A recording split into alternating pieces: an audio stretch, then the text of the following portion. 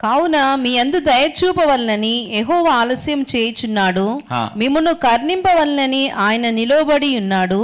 యెహోవా న్యాయము తీర్చు దేవుడు, ఆయన నిమిత్తము కనిపెట్టుకుని వారందరూ ధన్యులు. హల్లెలూయా.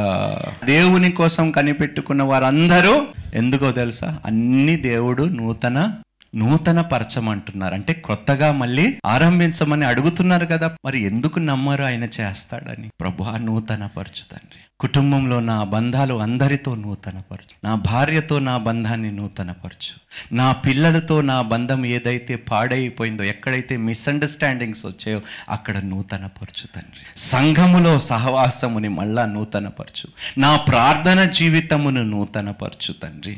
వాక్యము చదవటానికి కృపను అనుగ్రహించి మళ్ళీ వాక్యము చదువులాగా కృపని. అడిగినవాడు నమ్మాలి, అడిగినది పొందుకొని ఉన్నాడనంట. హల్లెలూయా. తప్పకుండా దేవుడు నూతన కార్యములు, నేనైతే రూఢిగా నమ్ముతున్నానండి, ఈ సంవత్సరము ఏదైతే నూతన పరచమని మీరు అడుగుతున్నారో దేవుడు ఖచ్చితంగా నూతన పరుస్తాడు. హల్లెలూయా.